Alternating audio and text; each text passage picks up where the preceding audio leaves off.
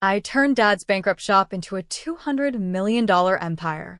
At our annual gala, he handed it to my dropout stepbrother, claiming I had mental issues. I walked out without a word. But the next morning, they walked into a disaster I'd quietly planned for years. And that was just the beginning. My name is Layla Monroe, and this is the story of how I lost everything and then built something even greater. People always say that family is supposed to be your greatest support, your safe place.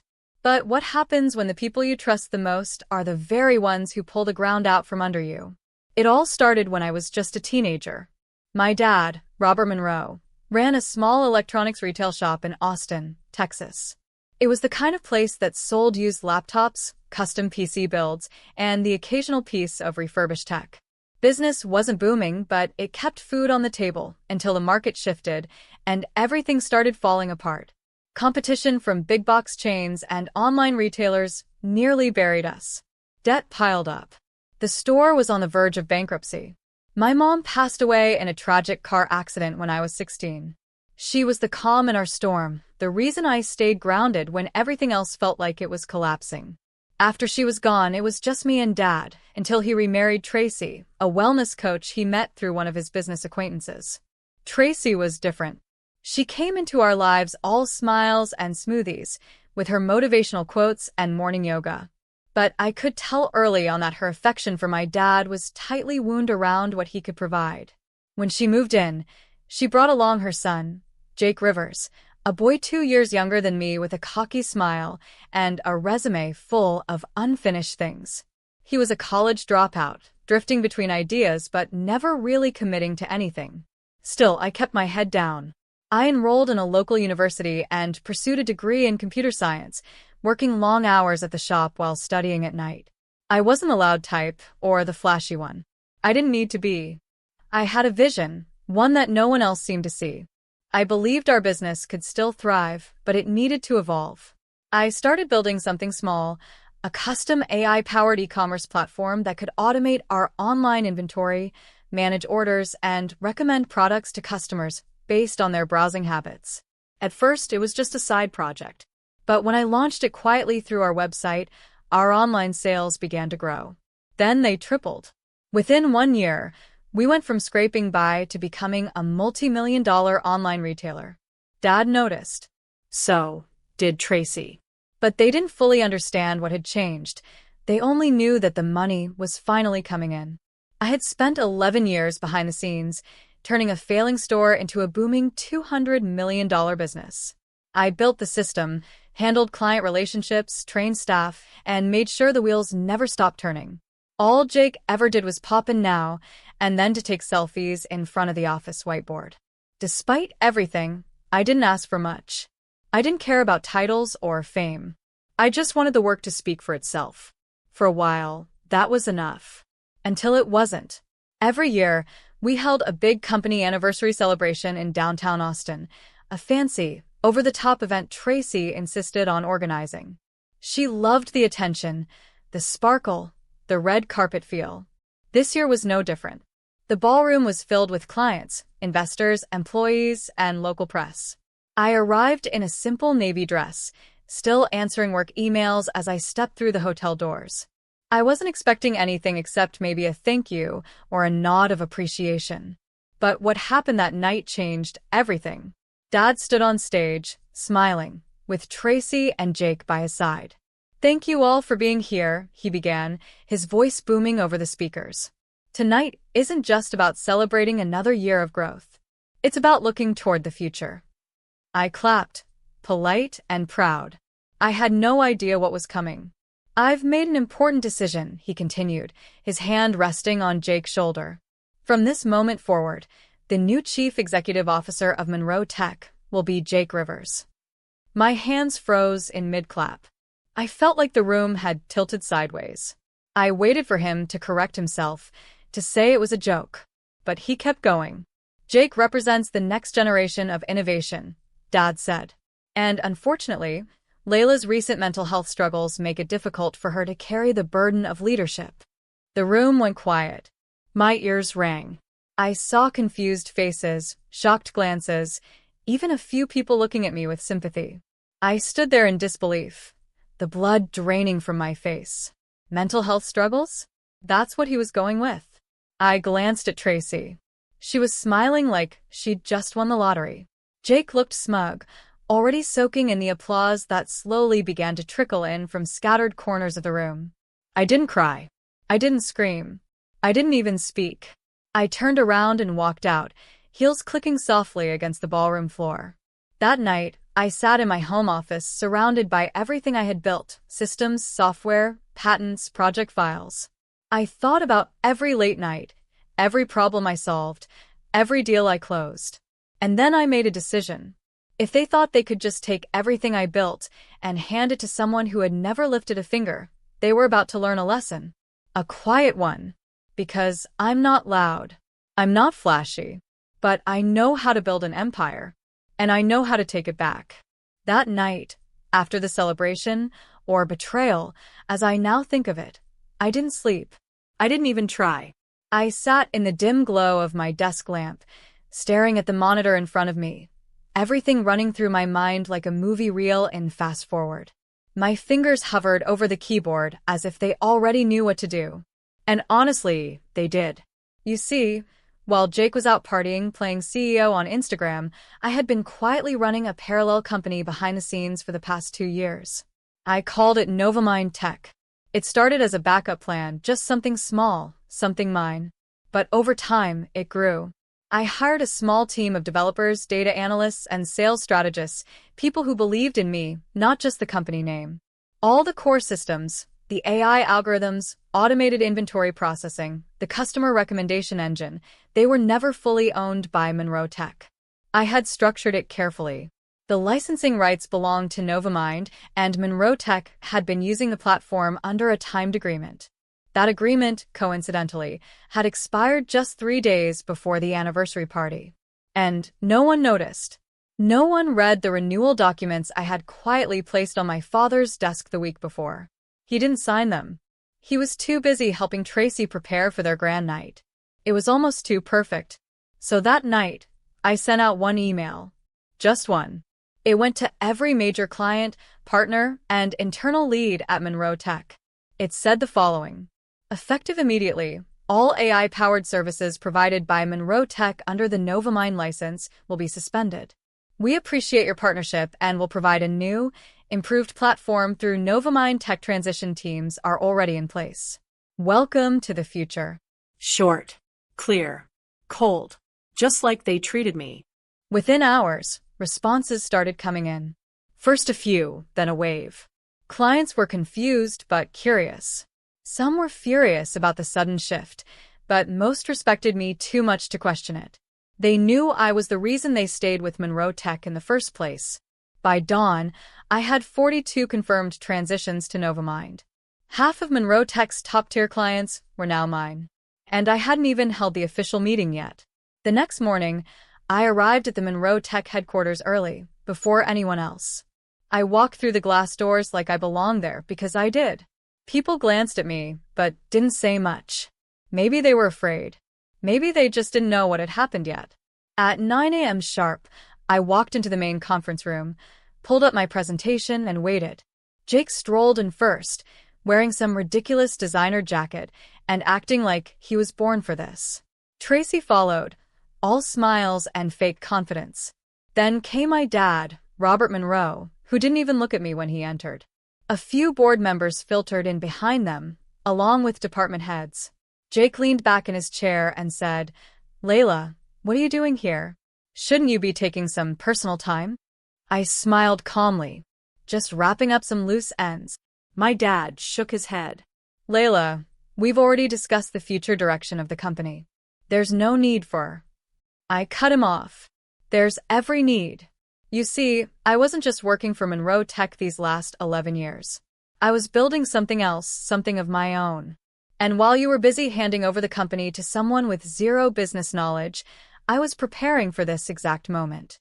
I tapped my tablet and brought the first document up on the screen. "This is the licensing agreement Monroe Tech had with Novamind Tech," I said, scanning the room.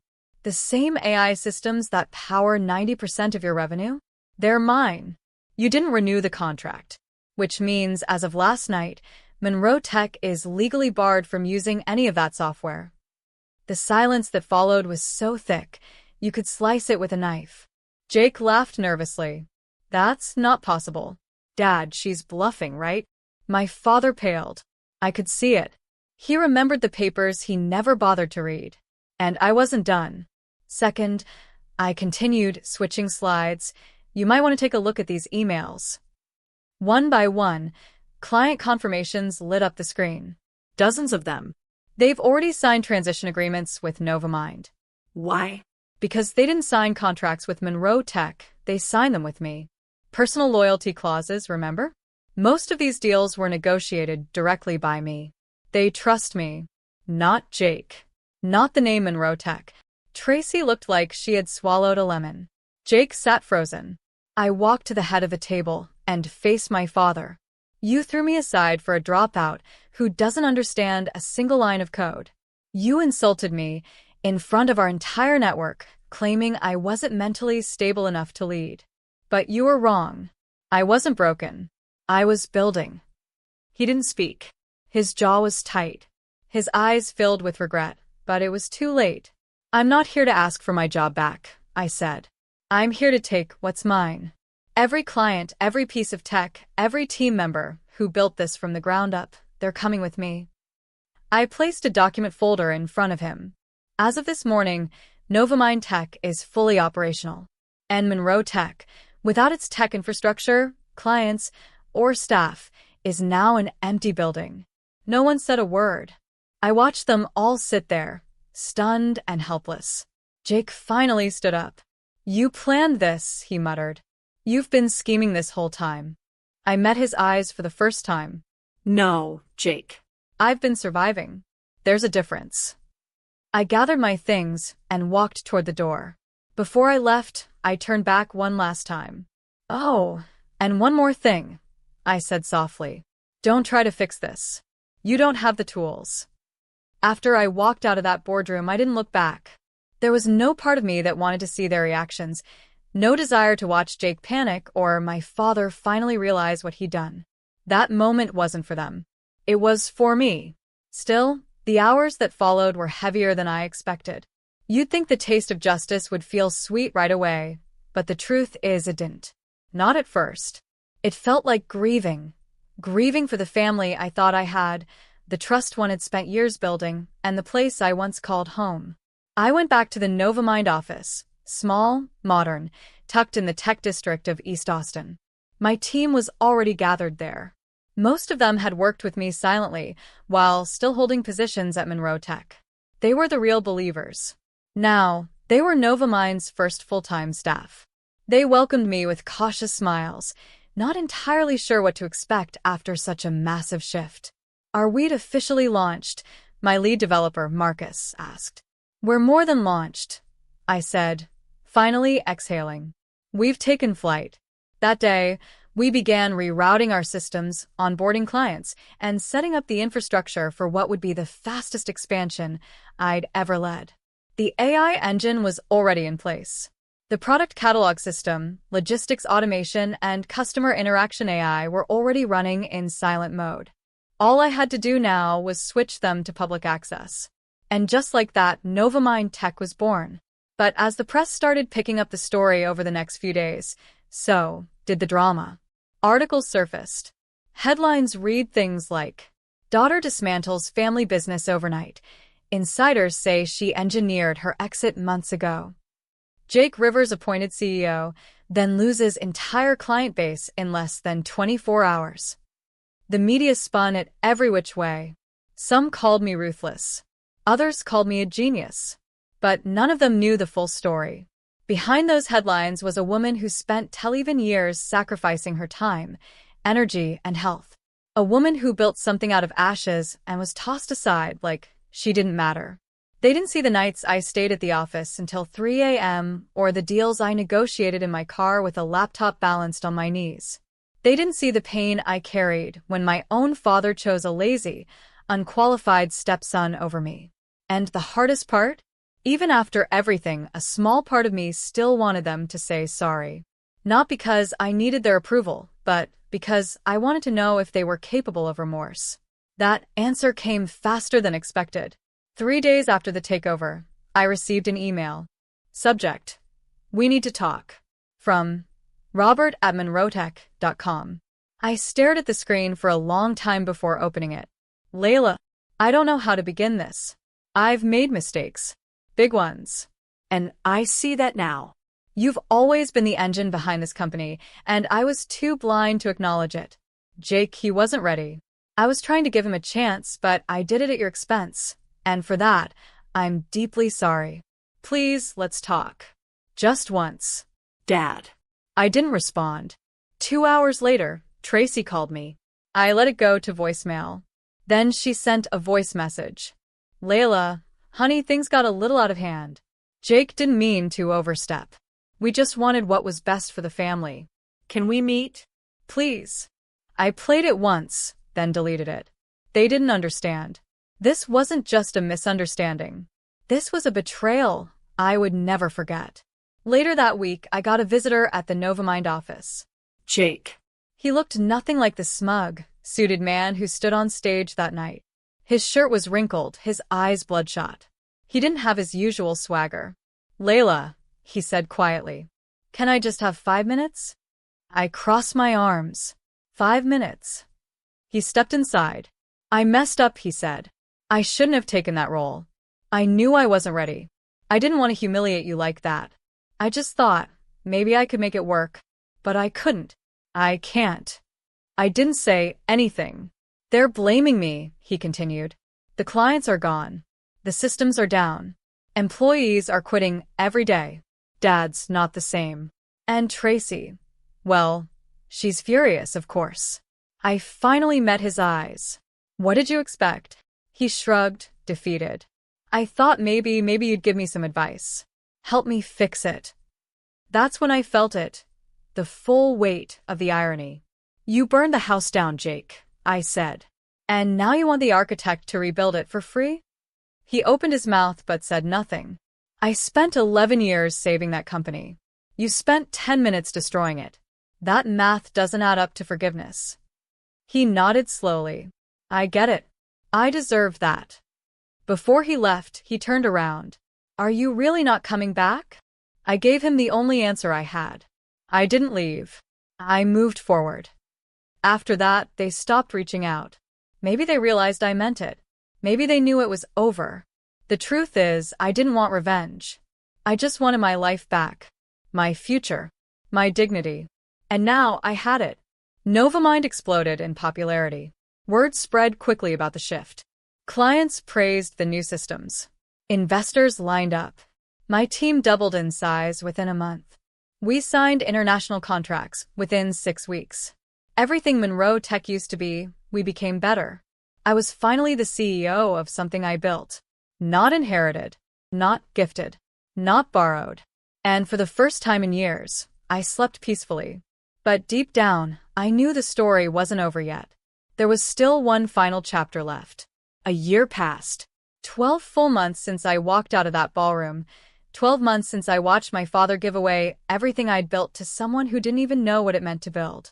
And yet, those 12 months were the most transformative of my life.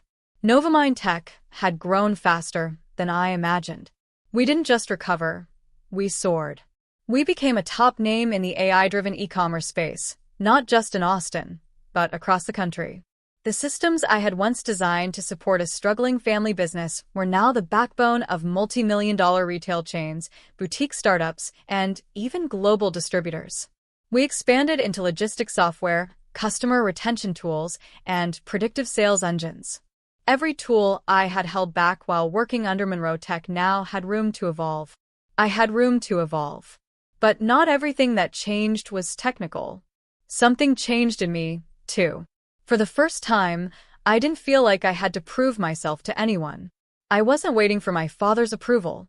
I wasn't asking for space at the table. I was building my own. Of course, Monroe Tech didn't survive. Within 3 months, they lost nearly 85% of their client base. The company that once held a $200 million valuation was now drowning in debt. Suppliers pulled out. Partners backed off. Investors vanished. The press stopped covering them, not out of mercy, but because there was nothing left to cover. Jake, from what I heard, tried to step down, but by then it was too late. He'd become the face of a collapse. Tracy tried pitching a rebrand, but no one took her seriously. And my father, well, he quietly retired. Or maybe the better word is disappeared. I hadn't seen him since that last email. But one thing I hadn't told anyone, not even my team, was that I still had one unopened box from that night. The night of the anniversary celebration. It was the gift I had wrapped for my father. Back then, I had hoped to hand it to him on stage. I even imagined he might smile at me, say something kind, something proud. Instead, I left it on the table when I walked out of the ballroom. I had taken it back that night, unopened. Now, sitting alone in my new office, taller building, bigger view, better company, I finally opened it. Inside was a leather-bound photo album. On the front, in gold embossed letters, were the words, "From repair shop to revolution. Our journey." It was filled with photos, old and new, of the business's transformation. The early repair shop, Dad, and me soldering parts on the workbench. My first server install. Screenshots of our early website designs. Sales graphs going up. The first $1 million month. Behind-the-scenes shots of me sleeping on the office couch after pulling all-nighters. At the very end, I had included a handwritten letter. I had written it the day before the party. Dad. I don't say this often, but thank you for giving me the chance to build something. It started as your dream, but you let me run with it. I hope today you feel proud, not just of what we built, but of who I've become. Love. Layla. I held the letter for a long time, reading those words again, knowing that they were written by someone who still believed he cared. I didn't regret writing it. I just knew I'd never write another like it. One morning, a few weeks later, I received a formal envelope at my office. No email, no message, just a letter, handwritten again, but this time by my dad. Layla, I've lost everything, but the thing I miss the most is you. I was wrong. I see that now. You were never unstable. You were never weak. You were the strongest one in the room. I let pride blind me. And in doing so, I lost the best leader I've ever known. I know I don't deserve your forgiveness. But if you ever decide to visit, I'd like to say these words to you in person. I'm sorry, Dad. I read the letter twice. Then I folded it and placed it inside the back cover of the album. Maybe one day I'd visit. Maybe I wouldn't. The truth was I no longer needed his apology. I had already healed by building something greater. My success was no longer tied to his approval. My worth didn't come from what they saw. It came from what I knew. I was the quiet one, the overlooked one, the one dismissed for being too technical, too reserved. Not CEO material. But I had built an empire. Twice. The story spread through tech circles and business schools. I was asked to speak at events. My inbox overflowed with requests for interviews. They all wanted to know how I did it, how I kept my calm, how I rose so high from such a hard fall. And the truth? I told them this. Sometimes, the most underestimated people carry the greatest power. Not because they fight louder, but because they build smarter. And when the time comes, they don't just survive, they lead. A few months later, I received an invitation I didn't expect.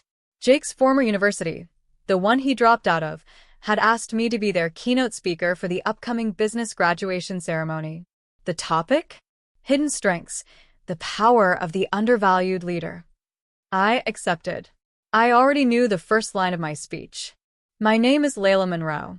And this is not a story of revenge. It's a story of redemption, of building, of walking away from betrayal and towards something better. Because sometimes the best way to win is to quietly take everything they thought you couldn't and build something they'll never forget.